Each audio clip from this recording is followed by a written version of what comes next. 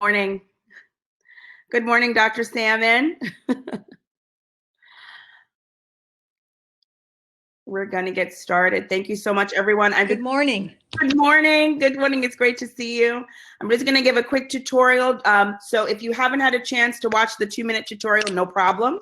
Right now, we are in presentation mode, so all you need to do is sit back and relax. If at any point you want to see someone on the screen that's larger, you can just hover over their face, and there's a full screen option. So we're going to get started and open up the presentations. I'm going to also bring Ken Skrzesh to the stage, to the platform. Okay. And then we will begin. Thank you so much for today. It really means so much to all of us. Hi, Ken. Good morning, Dr. Salmon. Good to see you. Good to see you too. All right, well, everyone, hello, good morning. Good morning and welcome to the Maryland Arts Education Town Hall. And I introduce to you the Maryland State Superintendent of Schools, Dr. Karen Salmon. Well, good morning, everybody. I'm very excited to be here and join you today. And it's just my great pleasure to welcome all of you, educators, administrators, and community arts partners to the Maryland Arts Education Town Hall. I also welcome our national arts education partners, the National Art Education Association, the American Alliance for Theater and Education, National Dance Education Association, and the National Association for Music Education. Additionally, I want to send my deepest thanks to the network of the Fine Arts Supervisors and the MSD Coordinator of Fine Arts, Alicia Lee. Their COVID-19 response has been exemplary.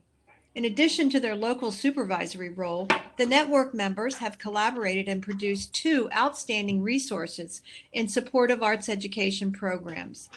The first resource, Arts Together, offers planning guidance for arts educators. It is a robust collaborative document that shares recommendations and resources for all 5 arts disciplines in the delivery of in-person, remote, and hybrid learning in the arts. The second resource, Social Emotional Learning Through the Arts, is a powerful demonstration of how arts learning can build SEL competence for students, staff, and families.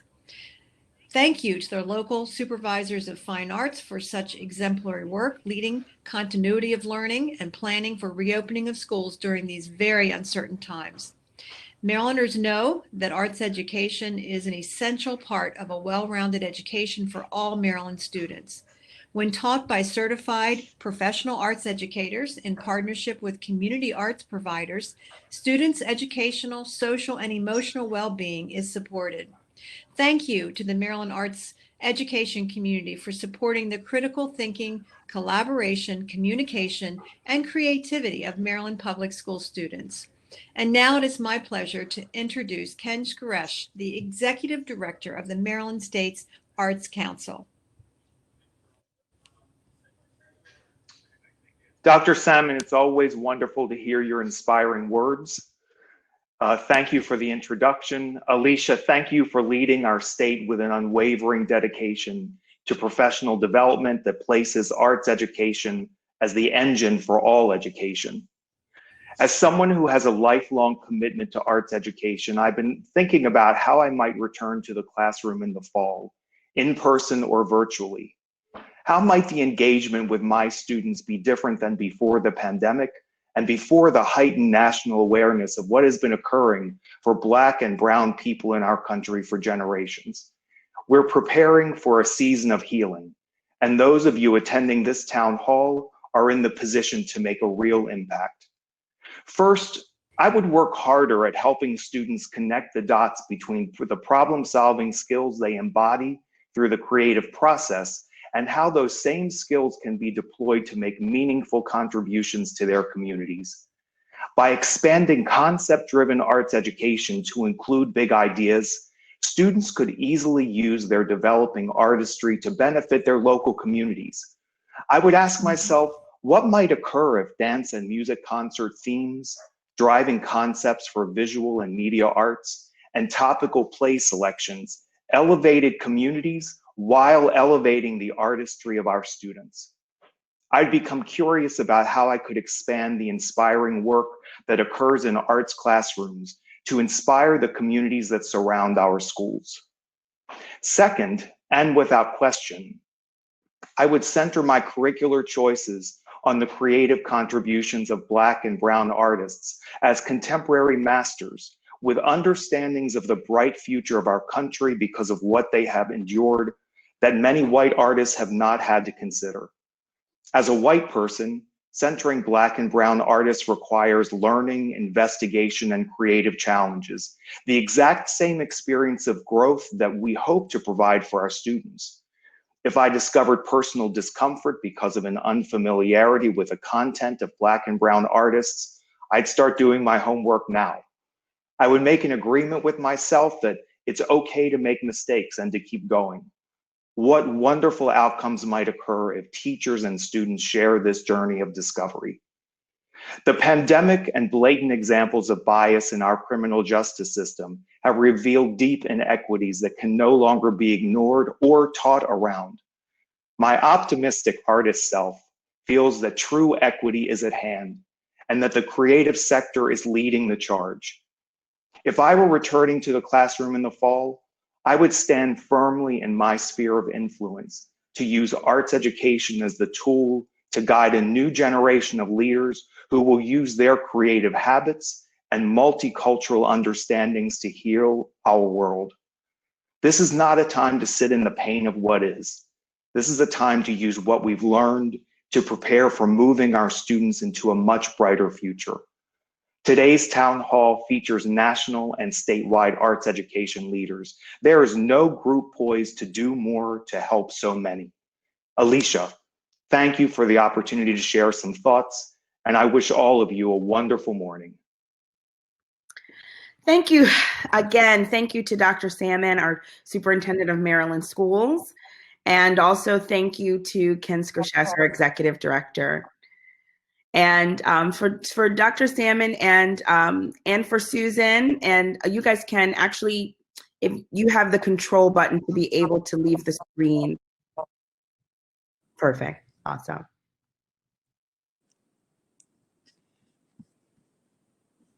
So I want to make sure that this morning, today, I feel such a strong sense of gratitude.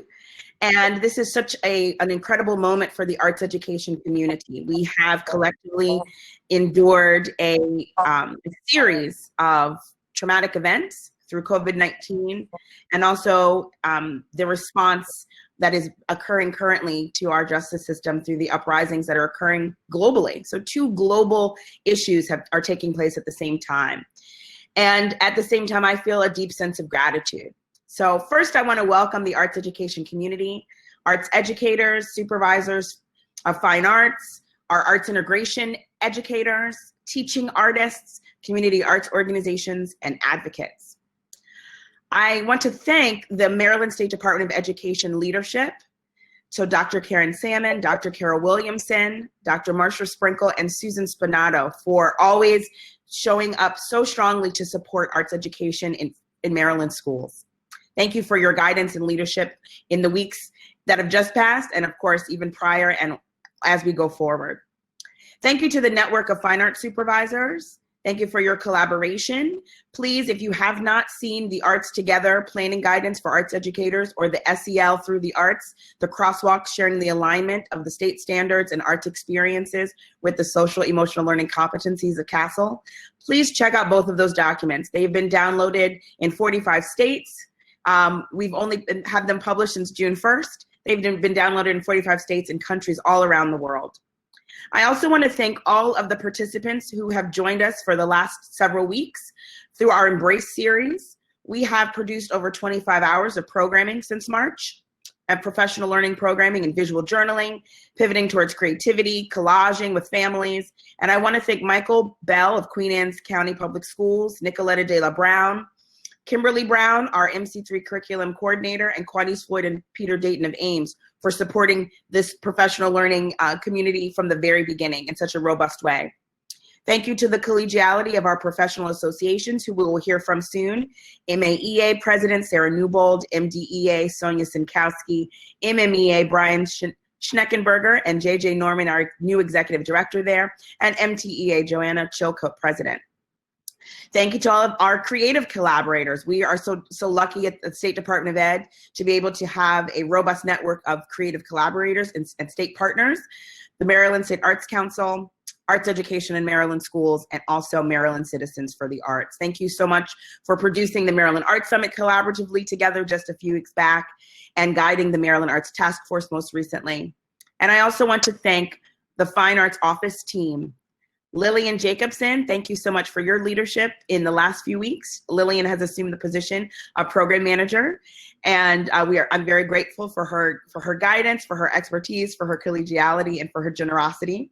And also thank you to Emily Corey, who recently departed from our office off to Single Carrot Theater after 5 years of service here at MSD in the office. And of course, thank you to all of you. Thank you for being such a strong and vibrant arts education community in Maryland. I thank you for your passion, your generosity, and your creativity. Next, I'm going to bring Quanice Floyd, who is my co-moderator, up to the presentation area. And Quanice is the Executive Director of Arts Education in Maryland Schools. Good morning, everyone. Those in Maryland and those without, who are not from Maryland. This is how Maryland does it every day. So this is not just a one-time occurrence. Maryland always does it really big. So welcome to Maryland. My name is Quanice Floyd. I'm the Executive Director of Arts Education in Maryland Schools. I started in this position about almost a year. Of months.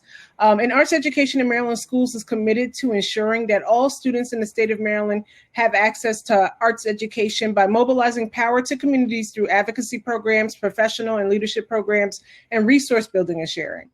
So we envision a public school education system in Maryland that supports, cultivates, nurtures, and uplifts all students' creativity through a robust arts education experience so that they can thrive in a healthy society. And so Arts Education in Maryland Schools is the statewide arts education advocacy organization. So when the General Assembly begins in January, I will be down there as a lobbyist advocating on behalf of you all, teachers and fine arts supervisors and parents and students and those who are in our arts education ecosystem. So I'm inviting all of you to please reach out to me because I represent you when I go down to Annapolis. Absolutely. We'll put a link for AIMS in the chat here too. Yeah, we'll provide a link. Thank you. So some things that we were currently working on, we currently have a We All Deserve Arts campaign. And so we've been highlighting some arts education leaders from around the state on our website. We'll provide a link to our website. And we also have been working on an arts education data map that we hope to roll out the entire state over the next couple of years. And this will be an opportunity for us to create great quantitative data for us to continue to keep fighting the good fight for arts education. And then finally, we're really excited about this upcoming program for spring 2021. We are implementing a new arts educator campaign school. And so one of the things that we want to address is the fact that there's a lot of educational policies that are being implemented without the arts education background or even just an education background. There's a lot of people outside of education making policies for you, and that's not right. So what we want to do is we want to uplift you all and activate you all to run for positions of power so that we can reflect policies that best serve us and our students and our families. So the Arts Education Campaign School will be coming in spring 2021, and there'll be more details coming this fall. So please, if you haven't thought about running for school board or city council or any type of political position, please start thinking about that. We need change. So thank you. Thank you so much, Quanice. And it looks like we have a couple of our participants on stage already. So if you are on stage and if you'll turn on your camera, oh, hooray! I'll introduce you as you pop up. We have Dr. Kathleen Sands, the president of the National Association for Music Education. We have Susan McGreevy-Nichols, the executive director of the National Dance Education Organization. We have Alexis Truitt, who is our managing director of American Alliance for Theater and Education. and Mario Rosero, the Executive Director of the National Art Education Association. So we have, we're going to run this panel. We have a few questions that we have prepared, Quanice and I, as your moderators. And then in the final portion of our section today, just so everyone knows, we also have some questions and answers that we have procured that people submitted. So we will throw out to, we have some representatives who will be ready to come and read those questions for us at that time. All right, I'm going to throw it to Quanice. Also, welcome you all. Thank you so much for joining us. This is amazing. This is a beautiful event. We have 364 people with us here today. The sun is shining just for you, so this is amazing. The first question that I wanted to pose to the group, how has the uncertainty of this time, including the global pandemic, the economic crisis, and the uprisings, transformed teaching and learning? And so I'll pose this first question off to Mario. Hi, Quanice. Thanks for inviting me, and I'm really glad to be here representing NAEA. I think the combination of events that we're experiencing in some ways has really, I think, highlighted and underscored the importance of education and just how hardworking and dedicated our teachers across the country are, especially our art specialists. I think the discovery for families and parents that I talk to of what it takes to engage their young people of all ages for a full day in learning, engagement, and activities. It's eye-opening to those that I know and talk to directly, and I think it really heightens the value of things that are invisible, like the quality of the teachers' engagement, the way they can read a room, the way that they tend to each student's individual needs. And I know that in the art classroom, that's even to a greater degree because you're not only guiding skills, but also communication and interpretation. And oftentimes there's a lot of collaboration happening. So I think, I'm being somewhat positive here to say that there's a spotlight shined on the teacher's role and also the skill that they bring to the profession. So that's how I would start us off. Thank you so much. I would ask for our other speakers to mute their devices so that we just have one speaker at a time, and that'll help to make sure that everything's clear. Okay. Awesome, thank you. So Kathleen, the same question. How has the uncertainty of these times with the global pandemic, the economic crisis, and uprisings transformed teaching and learning? Well, and Mario said it very well. One of the things that really I've noticed and have seen is the whole creativity and innovation that our teachers are using. With the performing arts, it's been difficult, of course, being able to have an ensemble perform, that's not happening so much, but they're really doing some creative and amazing teaching, and I think that is really helpful. A couple of other things, one, mentoring. I think there's a lot of mentoring going on now because we really need that. And we're ramping that up also with NAFME with our mentoring program because it's just mentoring is so critical. The other thing is, and this is on a personal note as well, is technology and learning new platforms. I know when Alicia asked me to be on this and I thought, that's a platform I haven't used. I thought I had used all of the platforms, but apparently not. So as an educator, we've had to learn new platforms. A lot of people are familiar with Zoom. That's not the only platform that's out there. So learning the new platforms and the technology, and our students learning all of that too. It's really been helpful. And again, back to mentoring, I think that we have to help each other, just as you did, Alicia, getting me on this call. Awesome, thank you. Susan, I'd love to hear what your thoughts are. I really looked at this question in two ways. First, for the students, initially, we were losing students and there was a disconnect and a lack of engagement. Later, eventually students became engaged. However, they continued to express the loss of seeing and working with their peers. Dance in general is very collaborative, and there's a huge loss for students, that loss of collaboration. But they made the best of things. In terms of teachers, in the beginning, teachers did not know where to begin. we, as an organization, scheduled a webinar series that was not only open to our membership, but to the whole field, because we really felt that we needed to take care of the field of dance education. These were extremely well received. They're on our website and available for anyone who wants to go in and look at any of them at any times.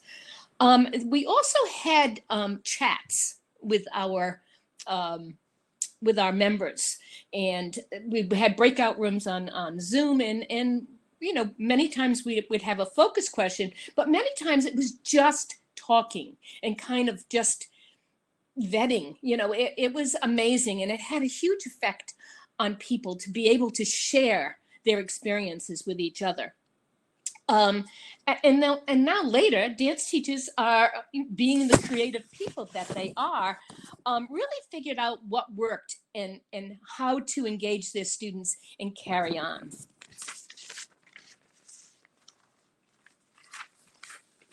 Thank you. I forgot my mic was muted. Thank you so much, Susan. And Alexis, I would love to hear your thoughts as well, coming from the theater education space. Yeah, absolutely.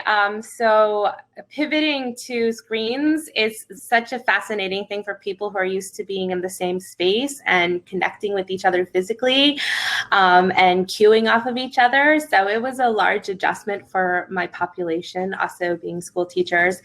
But we were able to support them with our networks by having, as Sue indicated, conversations that then morphed into actual online workshops where they were teaching each other how to use the new technology. So kind of what everyone's pointed out, creativity in the arts is serving us as creatives really well in this time and space. Absolutely. We've seen very similar things in Maryland. You know, I just hear you guys talking so much about teachers just rising to the occasion. You know, teachers really are the heroes of this time. The fast way that they ask the right questions and stayed in community. I think arts teachers are also the rising heroes of this time, because we as artists, we only know how to collaborate. We only know how to build systems of communication that leverage knowledge and power and information. And so we saw that happening in the arts community first. In Maryland, we see a lot of our arts teachers and theater teachers, for instance, leading the way in terms of helping non-arts teachers figure out how to bring collaborative learning structures back to online spaces, right? So we had MTEA, for instance, produce a really great professional learning opportunity that was through the lens of improv games, but also we learned in that same session about how to do all of our favorite Kagan structures online, right? And so we see we see arts teachers really leading the way in that front. So I have a question. We keep hearing about a new day, right? We hear a lot about what's bubbling at the surface. We're hoping that something new will emerge from this time, that will have something to carry forward. I want to ask first, before we think about what we should carry forward, what are some of the things pre-2020 in education that it's time for us to leave behind? So, Susan, will you tell us, in dance education, what are you seeing as the things that we might learn from this time and discard as we move forward?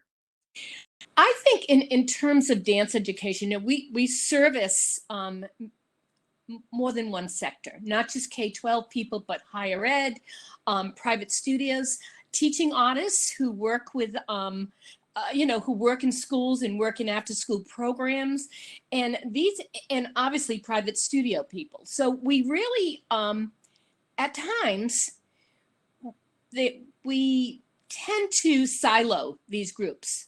And one of our biggest things that I would like to throw out is like, we are too small a field to be able to deal with this. It's just, it's just so unnecessary. So that's been a big push of mine, is to really try to bring this field together. That was kind of what I was working on pre-COVID-19. But again, I think, in fact, it also has helped with this situation in bringing people together. So that's kind of what I'd like to leave behind. much collaboration, right? Just for Yeah. survival, we've all come together and collaborated in new ways. Uh-huh. So I love that idea of the silos being eliminated as we move forward. Alexis, what about for theater? What are some of the traditions that may not serve us anymore going forward?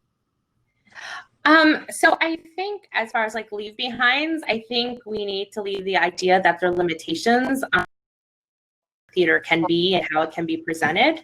And this has really been an eye-opening experience for us because, as I said, you know, of course, we're left being in the same off of each other, and that's really important to theater, but developing these new skills online to create really amazing pieces as well is just so fascinating. And to that point, I think technology, which is something we have been working on, accessibility has made things that had not otherwise been accessible to larger masses now available. And so that's a really exciting road to go down. Thank you for sharing that. I want to share something that's happening here with in Maryland. Baltimore Center Stage has been a lead partner in the national initiative Play at Home, which is a series of plays that are written specifically to be performed on social media platforms like Zoom, Google Hangout. A couple weeks ago, we had artistic director Stephanie Ybarra from Baltimore Center Stage lead a table read of one of those plays with a group of teachers, and it was very powerful to think about the ways that we can use technology to still stay connected. Mario, will you tell us what you're thinking about in terms of the things that you're seeing that we could leave behind, and what do we need to take with us to carry forward? Yeah, absolutely. So, you know, I might think of this more in what I might turn the volume up on. And so, you know, from my experience, I know that I've seen the art specialist, the arts teacher in the school environment especially, really be a unique and essential figure, because here you have an expert who knows probably the entire school population or most of the school population, understands how to manage resources and time constraints, has a creative problem-solving approach.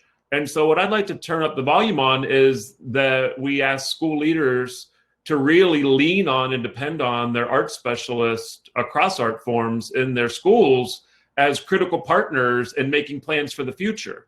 If I needed to figure out a new schedule, if I needed to figure out a different way to do budgeting, if I needed to figure out rotations, I'm going to lean on my art specialists because they're already living that life and living in those shoes. And so let's lean on them and include them in the plans and have them be the first person we go to.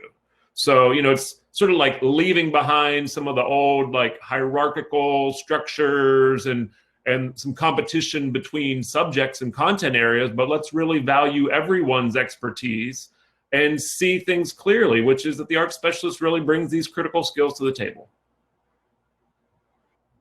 I love the idea that in the days ahead, we can count on more collaboration, the elimination of silos, and also just the valuing of every member of the school community in a new way. You know, our arts teachers know every child in the building. They know the families, right? The kid's been in the band for 6 years, and then that kid passed their baby violin to the next sibling, and that teacher's been teaching, you know, the entire family and all of the siblings. And so there's ways that arts educators can be leveraged to help us build and sustain communities, school communities that are welcoming and caring during this time, and also as we transition back to in-person learning. Dr. Sands, music education has transformed so much in the last few weeks. And so what are some of the pieces that we want to make sure we take with us as we go forward? What do we want to make sure we learn from this time? Well, and first of all, I want to say what we want to leave behind. Please. And that piece is we can't do this. We cannot teach music education because we're not all together. And I think that has come out many times, you know, especially with our large ensembles. And so we want to leave that behind, that they can, and then also leave behind the whole elitist system of those students that are taking private lessons and all that. There's going to be a bigger gap because some of the students didn't even have their instruments. Their instruments were still in school. They left on to go on a spring break. They came back and there was no school. So there's going to be that bigger gap. As far as carrying things forward, I think there's some really things that we've learned, and some of them are just very practical kinds of things. So the whole thing with health and safety of our students. So two things that we've been working on in music with the National Association is the instrument hygiene, and we provided guidance about that. How do you actually disinfect your instrument, and how do you keep yourself safe? So, oftentimes they'll say, clean your cell phone, clean the phone, the old phones that we used to use, clean those if you have a cold, because you're going to catch the cold again from yourself. So that whole piece of the hygiene is really critical. The other thing that we're going to be finding out about is the whole thing on aerosol disbursement and what actually happens. And so there's a study, and the study's going to come out, just so that you know, it will come out probably the beginning of July. It was come out the end of June, but it's now going to come out the beginning of July. But it's the international coalition that we've been part of. The National Association has been part of, along with the College Band Directors National Association. But we're looking at all the performing arts, and the study's being done out of the University of Colorado and the University of Maryland. So right there in your home, so it's going to be replicated there, and we're to get the information out probably by July. But what they're looking at too with this study is how the aerosol disbursement is, and how the droplet nuclei and all of this stuff that I never ever thought I would say in my life. As a musician, I don't think I ever thought about those words before. But we're also, just so that you know, we're doing a thing with musical theater in this study, talking, monologue, and singing, what happens with the droplets and the aerosol disbursement. We're using both male and female actors. We're also looking at elementary, grades 3 through 5. And because they have a whole different thing, we're looking at their humming, singing, playing recorder, what happens to keep things safe and healthy. And then there's going to be an aerobic simulation. Someone's going to have the opportunity to get on a treadmill and run. We're trying to look at what happens in dance and show choir and that kind of thing. So I think, those kind of things we want to carry forward and actually continue to keep that forever and ever. Advocacy, we're going to have to keep that going. We talked about the arts are essential, and we put that document out, and it's been signed on by, I don't even know the number now of groups, but also that kind of information went to the National Association of Secondary School Principals, National Association of Elementary School Principals, Superintendents, and that's where we need to get that piece there. And then, we're coming out with, by the end of this week, back to school guidance. How do we go return to school in music? What do we have to do with that? So absolutely, we'll be moving forward. We've been following so closely. We're so grateful for your leadership and for NAFME and all of the other organizations that are working on that aerosol report. I mean, it's an international effort, and we're also grateful for that. That'll really help us to figure out our next phase of the detail of planning. So when it's available, of course, we will share it widely with our local Maryland network. And in the meantime, we also, just to remind everyone, we have the Arts Together report, which was a report that was collaboratively written from the network of Maryland Fine Arts Supervisors. And we'll see a link in the chat, I'm sure, appear in a moment. And through the magic of, of collaboration. And so that report shares a lot of the resources that all of your organizations have put forward in terms of planning guidance. So looking at sanitization, looking at maintaining distance, looking at the impact of curriculum. What we have found in our work as supervisors was that we wanted to make sure everyone was aware that all 4 artistic processes can continue to happen in person, in hybrid, and remotely. And I think that has been a very strong piece as we look forward to kids can continue to create, they can continue to connect, to respond, and of course, to perform or present. So that's been very helpful. Before we move off of this question, does anyone have anything else they wanted to mention about things that we cannot leave behind or things that we can look forward to going forward? I just want to make sure that I heard from everyone. I hear a lot of messaging in the chat about disparity.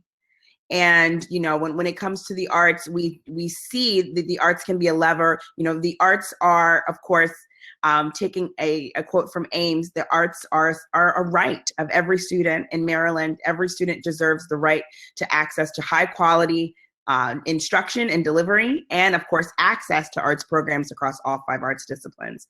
So I think something going forward we want to continue to see is we want to see arts programs being delivered in a high quality way. We want to see how we can collaborate and elevate all of our teaching and learning practices together. We have such dynamic instructors here in Maryland, and so the more we can all learn from each other and elevate, the better. So I think that's such a strong piece. I'm going to turn it back over to Quanice. Now that we talked about what are some things we want to leave behind, I want to address some of the approaching trends that you predict for the upcoming school year. And I was reading the chat as you all were talking, and it seems like there's a lot of things that are happening more on the school level. And so I just wanted to know, from a national perspective, what do you think are some upcoming trends?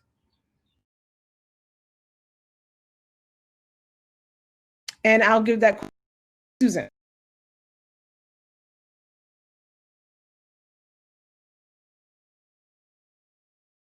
I think one of the trends is that online instruction is going to continue in some way, whether it's required or not. That's something that, it works in many ways, but we're going to have to continue it in some way because it's the unknowns, and we need to be prepared for that. We also need to embark on, and this has already been mentioned, on advocacy efforts that support the needs for arts education, particularly during these troubling times. In addition to emphasizing the cognitive processes, also the connections to social and emotional learning, the arts are vital, even if it takes extra measures to keep students and teachers safe. And that's my cautionary tale is don't let districts and administrators say, oh, just, we love dance, but it's just too much trouble to make it work. And that's something that we really have to be, mindful of. Alexis, I'd love to hear your thoughts. Yeah, absolutely. So being a national organization and having the effects of COVID being so varied across the country, it's the fall is so uncertain for so many people because they're in different places with this virus.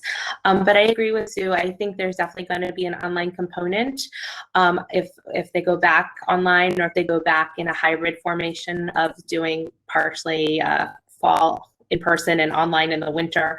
But we'll definitely see more screen time in the future. Thank you both. Dr. Sands, I'd love to hear what your thoughts are. Well, I think, again, the trend is going to be that there's going to be a bigger gap than there ever has been. And so that's going to be something that we've talked about individualized instruction for like decades. We're really going to have to focus more on that. The other thing is how are the schools going to open? And of course, I'm talking like even at a national level. And I'm on, just so you all know, I'm in Florida. And so Florida's going to be different, and we have 67 school districts, and they're all going to be opening differently, most likely. So we'll have a phased reopening where certain groups might come in at certain times. So all of a sudden it might be that we're just going to have grades K-3 in a school, and that's the only grades that are going to be at the very beginning reopening if they're going to phase that in. Rotating schedules, so someone goes to school Monday, Wednesday, Friday, and the next week they go Tuesday, Thursday, and all that that'll be really interesting for parents and trying to, especially if they have more than one child, and trying to navigate that.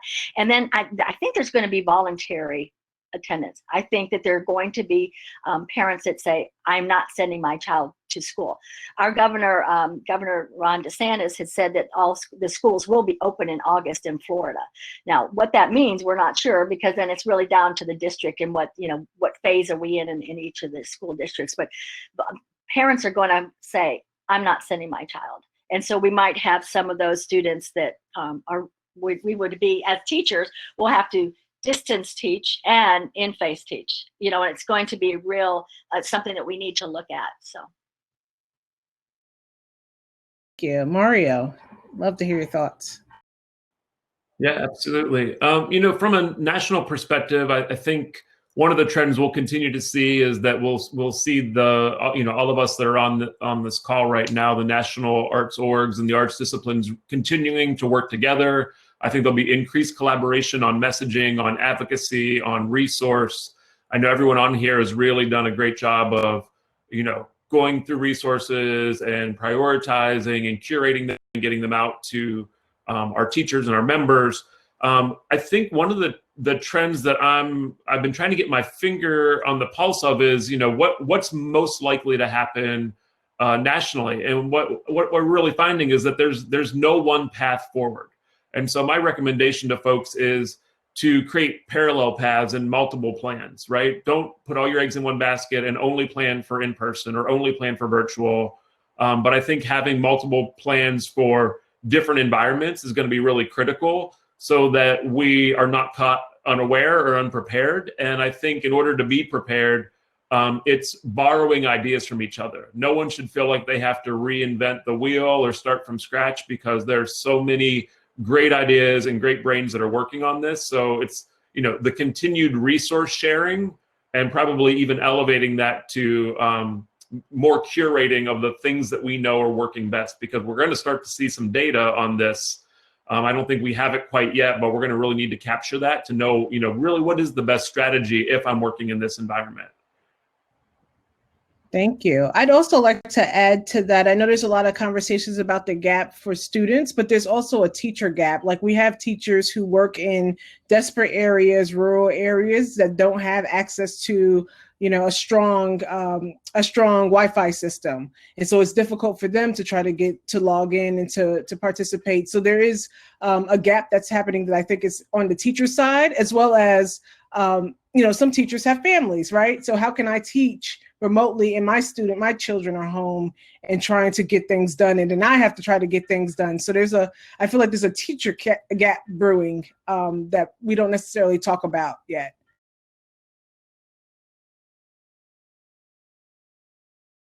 Absolutely. And some of the things I'm seeing in terms of a trend is definitely an emphasis, even at the local school level and the state level, on teacher wellness.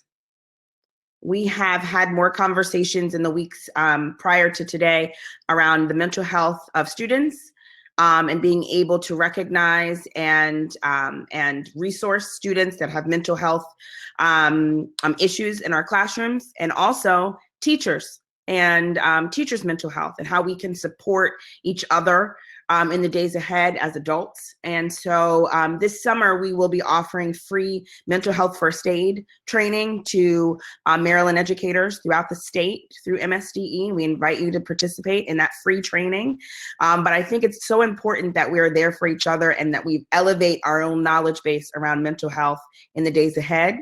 Trauma-informed practices have often been practiced in a lot of urban districts. And I think we're seeing now that our urban teachers will have a lot to teach our suburban and rural area folks about how to bring a healing-centered pedagogy to the classroom. And the other thing I'm seeing is, and this has directly to do, I think, with the uprisings, and we heard those beautiful remarks from our executive director of our Arts Council, Ken Skershesh, about centering Black and Brown voices in art spaces.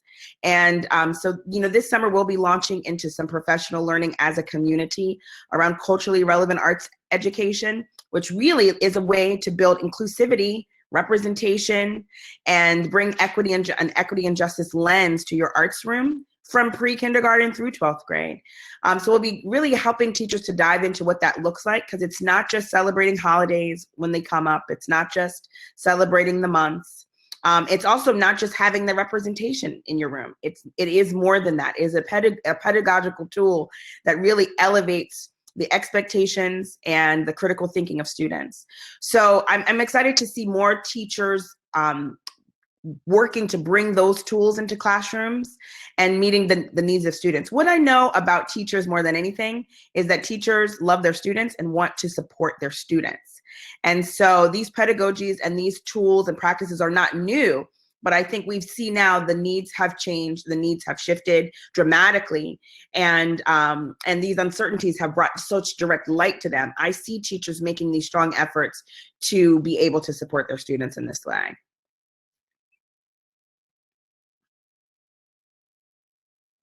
All right, what we're going to do now is we have some question and answer. So I'm giving a heads up to Sarah Newbold because she is going to appear on the screen. We have our Maryland Arts Education partners. Quanice is going to go run and grab them. So Quanice, we will bring you back for our breakout sessions shortly. So Quanice is going to go bring up our presenters. So we have some folks who have submitted questions. We received tons of questions submitted through a form for people that wanted to ask and poll this distinguished panel today. And so first we're going to bring up Sarah, who has a question from an educator that she's going to read for us. And then after Sarah's question, we're bringing up Sonia Sinkowski. So Sarah has a question that she'll pose that was delivered, and she is our speaker for today. Hi, Sarah. Hi, good morning. I'm Sarah, president of MAEA, our Maryland Arts Education Association. It's good to see you. Good to see you. And what's the question that you have for us today to represent our teachers? My question is, how can the arts serve as a catalyst for education? Great question. Great question. What do the arts have to teach to teach everyone else? That's really what I'm hearing as well. Who would like to take that one? I can jump in. Thank you, Mario. Hi, Sarah, great to see you. Thanks for the question. You know, I'll get us started. This could be a really long answer, so I'll get us started and be brief. But you know, I think there are inherent practices that I observe in the arts classroom across disciplines that really have been observed to be unique to the art space. And so part of that is the immediate connectivity across ideas and subjects, also across time and cultures. That happens quite readily in the arts classroom, and I would love to see that practice move forward. And so I'm thinking about practices that could influence and impact other content areas, other classrooms. I think the collaboration that happens among students in an art space, and also there's a piece around the relevance of the arts are often tackling the issues of today, right? I'm reflecting what I see in front of me on the news, all around me, from my friends, from my colleagues, and sometimes I don't have another way to get that out other than my art form, right? And so there's like an immediacy and a relevance. So I'd say that combination of unique things that happen in the art space, I'd love to see those impact and inform some potential reform for the future, which might create a school day, a school schedule, a school experience that is a little bit more learner-centered, a little bit more human-centered, and starts to break down some of these, not just the silos, but sort of the barriers and the lines that we've created that might be actually unnecessary. It might be impeding the learning or the full learning that a student might have. So that's how I would get us started on that. Thank you, Mario.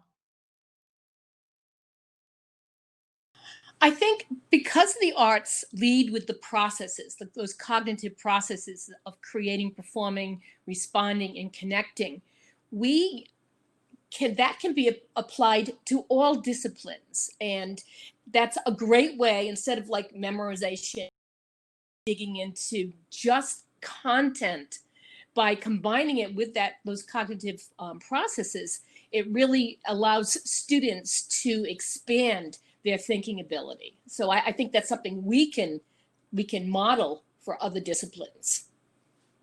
Fantastic. Thank you so much, Sarah, for your question. And Dr. Sands. Well, I was just going to say, for us, and you've already heard it some before, we know the families. We've had these students for years.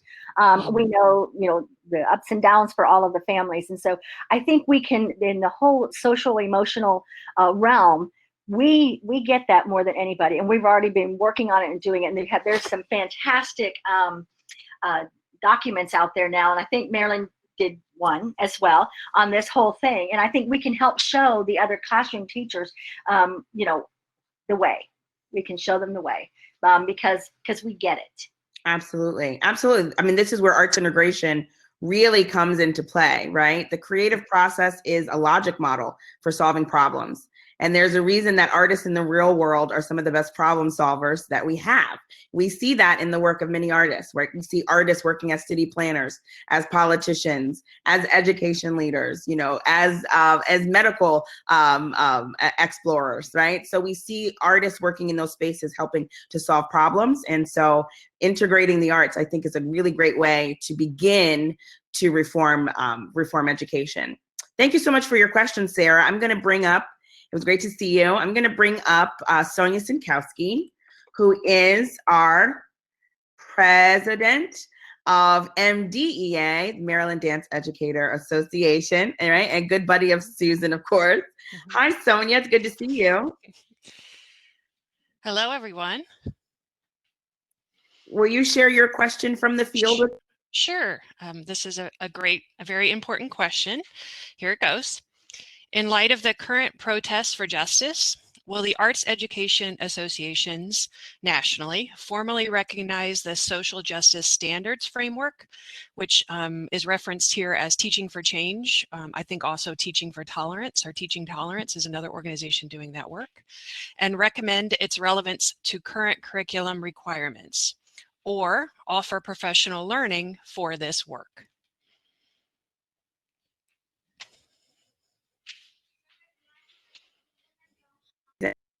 You know what? I think that's a great idea. And it's not something that we immediately have thought about, but I think it's imperative to do that. So I'm going to kind of take on the charge of maybe doing a webinar, finding someone who really knows that framework really well, and start working on this.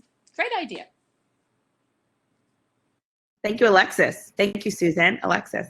Yeah, absolutely. So when the protests began a couple weeks ago, we immediately started to have community conversations in our organization, and we actually had one last night, which was very organizationally based about how we could move forward with the needed changes.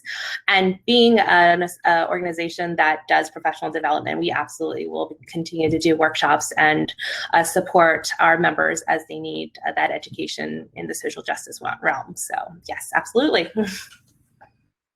It's Dr. Sands. Yes. So we've had, with the National Association, we have what we call societies and councils. And so there's a Society for Music Teacher Education.